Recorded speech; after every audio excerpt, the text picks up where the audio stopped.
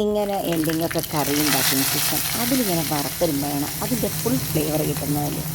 അങ്ങനെ അടിപൊളി നല്ല ഫ്ലേവർഫുള്ളായിട്ടുള്ള, എന്നാൽ വളരെ പെട്ടെന്ന് അധിക ചേരുവകളൊന്നും ഇല്ലാതെ പെട്ടെന്ന് തയ്യാറാക്കാവുന്നൊരു കറിയാണ് ഇന്നത്തെ റെസിപ്പി. അതിനായിട്ട് ഇതാ ഒരു പാൻ വെച്ച് അതിലൊരു കുറച്ച് എണ്ണ ഒഴിച്ചിട്ടുണ്ട്. എണ്ണയിലേക്ക് ഒരു 3 ചുവന്ന മുളകും ഒരു 4 കാശ്മീരി ചില്ലിയും കൂടി ഇട്ട് ചേർത്തിട്ടുണ്ട്. നല്ലൊരു കളറൊക്കെ കിട്ടാനാണ് കാശ്മീരി ചില്ലി ഇട്ട് ചേർത്തിരിക്കുന്നത്. അതിനെ ഒന്ന് നന്നായി ഒന്ന് വറുത്തെടുക്കുക. ഇനി അതിലേക്ക് കുറച്ച് കരിവേപ്പിൻ്റെലയും കൂടി ഇട്ട് കൊടുക്കാം. കരിവേപ്പിൻ്റെല ഇട്ട് ഒന്ന് ചൂടാവട്ടെ, അപ്പോഴാണ് നല്ലൊരു ഫ്ലേവർ കിട്ടുക.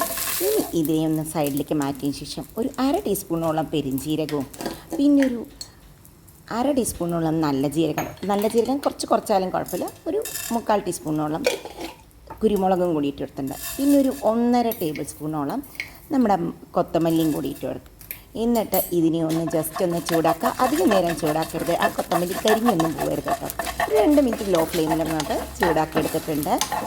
ഇത് വളരെ പെട്ടെന്ന് തയ്യാറാക്കാം, സൂപ്പർ ടേസ്റ്റിയാണ്. ചപ്പാത്തിയുടെ കൂടിയോ പുട്ടിൻ്റെ കൂടിയോ എന്തിൻ്റെ വേണമെങ്കിലും കഴിക്കുകയും ചെയ്യാം. ഇനി അതിലേക്ക് കുറച്ചൊരു ഇഞ്ചിയും ഒരു 4 വെളുത്തുള്ളിയും കൂടി ഇട്ട് കൊടുത്തിട്ടുണ്ട്. എന്നിട്ട് ഇഞ്ചി കുറച്ചിട്ടുള്ളതാണ് നല്ലത്. എന്നിട്ട് അതിന് ഒരു 2 മിനിറ്റ് ഇതേമാതിരി ഒന്ന് സോട്ട് ചെയ്യുക, പച്ചമണം ഒന്ന് മാറട്ടെ. ഇതാ മാറി വരുമ്പോൾ നമുക്കൊരു ഒനിയൻ കട്ട് ചെയ്ത് ഇട്ട് കൊടുക്കാം. ഒരു 1/2 കപ്പ് ഒനിയൻ, ഒരു ചെറിയൊരു ഇതുണ്ടായിരുന്നു, ഉള്ളി എടുത്തിട്ട് ഒന്ന് വഴറ്റിയെടുത്ത് കൊടുക്കാം. അതിൻ്റെയും ജസ്റ്റ് ഒന്ന് പച്ചമണം മാറിയാൽ മതി, ഗോൾഡൻ കളർ ആവേണ്ട ഒരാവശ്യവുമില്ല.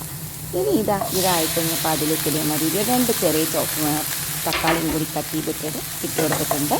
പുളി കൂടുതൽ വേണമെന്നുള്ളവർക്ക് കുറച്ച് കൂടുതലായിട്ട് ഇട്ട് കൊടുക്കാം. ഞാനൊരു 2 ചെറിയ തക്കാളിയായിരുന്നു ഇട്ട് കൊടുത്തത്. അതിന് നന്നായി തക്കാളിയൊക്കെ മാഷായി വരണം കേട്ടോ. നല്ല സോഫ്റ്റായിട്ട് കുക്കായി മാഷായിട്ട് ഇനി അതിലേക്ക് ഒരു 1/2 കപ്പ് തേങ്ങ ചിരകിയതും കൂടി അങ്ങോട്ട് ഇട്ട് കൊടുത്തിട്ടുണ്ട്. എന്നിട്ട് ഇതിനെ ഒരു 2 മിനിറ്റ് ചൂടാക്കാം. ഇത് ഭയങ്കരമായി വഴറ്റേണ്ട ആവശ്യമില്ല. ഇനി ഇത് തണുക്കാൻ വെക്കാം. അതിന് മുമ്പായിട്ട് നമുക്ക് കുറച്ച് മഞ്ഞൾപ്പൊടി, ഒരു 1/4 ടീസ്പൂൺ മഞ്ഞൾപ്പൊടിയും കൂടിയിട്ട് ജസ്റ്റ് ഒന്ന് ഇളക്കുക, ഓഫ് ചെയ്യുക. ഇതൊന്ന് ചൂടാറി വരുമ്പോൾ നമുക്കിതിനെ ഒന്ന് അരച്ചെടുക്കാം. മിക്സിയുടെ ബ്ലെൻഡറിലിട്ടിട്ട് വെള്ളമൊന്നും ചേർക്കണമെന്നില്ല, കാരണം ഈ തക്കാളിയുടെയും ഉള്ളിൻ്റെയും ഒക്കെ വെള്ളമുള്ളത് കൊണ്ട്. അല്ല, വേണമെന്നുണ്ടെങ്കിൽ വെള്ളം ചേർക്കുകയും ചെയ്യാം നിങ്ങൾക്ക്. ഇത് അരച്ചെടുത്ത് വന്നിട്ടുണ്ട്. ഇനി അരച്ചെടുത്ത് വന്നിട്ടുള്ള ഈ മിക്സിനെ എടുത്ത് ഇത് നന്നായി വെന്ത് വന്നിട്ടുള്ള നമ്മുടെ കറുത്ത കടല, ഇതിപ്പോൾ വെളുത്ത ചൈനയിലാണെങ്കിലും കുഴപ്പമൊന്നുമില്ല, ഞാനിവിടെ കറുത്ത കടലയിലാണ് ഇടുന്നതെന്ന് മാത്രം. എന്നിട്ട് ഈ ഗ്രേവിയിലേക്ക് അങ്ങോട്ട് ഇട്ട് കൊടുക്കുക. ഈ ഗ്രേവി നിങ്ങൾക്ക് വേറെ മഷ്റൂമിൻ്റെ കൂടെയോ എന്ത് വെജിറ്റബിളിൻ്റെ കൂടെ വേണം കൂടെ കേട്ടോ, മിക്സ്ഡ് വെജിറ്റബിളിൻ്റെ കൂടെയും ഈ ഗ്രേവി ഇട്ടാൽ സൂപ്പർ ടേസ്റ്റിയാണ്. ഇതിലാവശ്യത്തിന് വെള്ളവും കൂടി ഒഴിച്ച് കൊടുത്ത് ചെറുതീയിലൊരു 10 മിനിറ്റ് അങ്ങോട്ട് വയ്ക്കുക. അപ്പോൾ ഇത് നന്നായിട്ട് അങ്ങോട്ട് കുറുകി അങ്ങോട്ട് വരും. അപ്പോൾ ഇതിനെ ഒന്ന് നമുക്ക് ആവശ്യത്തിന് ഉപ്പും കൂടി ഇട്ട് കൊടുക്കാം. ഞാൻ ടേസ്റ്റ് ചെയ്തപ്പോൾ ഉപ്പ് കുറവായതുകൊണ്ട് ഉപ്പും കൂടി ഇട്ട് നന്നായി ഒന്ന് ഇളക്കിയതിന് ശേഷം അതിനെ ഒരു 10 മിനിറ്റോളം ഞാനൊരു ലോ ഫ്ലെയിമിൽ അങ്ങോട്ട് വെച്ചിട്ടുണ്ട്. ഇതൊന്ന് കുറുകി വരണം.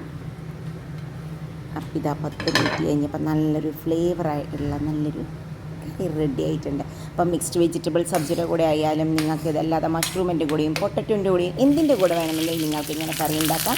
ഇനി ഇതിലേക്ക് ഞാൻ കുറച്ച് കടുകും മുളകും കരിവേപ്പിൻ്റെയും കൂടി വറുത്തിടുകയും കൂടി ചെയ്തതോടുകൂടി നമ്മുടെ സൂപ്പർ ടേസ്റ്റി ആയിട്ടുള്ള കടലക്കറി റെഡി. അപ്പോൾ ഇങ്ങനെ ഒരു പ്രാവശ്യമെങ്കിലും കടലക്കറി ഉണ്ടാക്കി നോക്കൂ. ഇന്നത്തെ ഈ റെസിപ്പി ഇഷ്ടപ്പെട്ടുവെങ്കിൽ ഒന്ന് ഫ്രണ്ട്സുമായിട്ടൊന്ന് ഷെയർ ചെയ്യുമല്ലോ. വീണ്ടും അടുത്ത വീഡിയോയുമായി വരാം. ബൈ.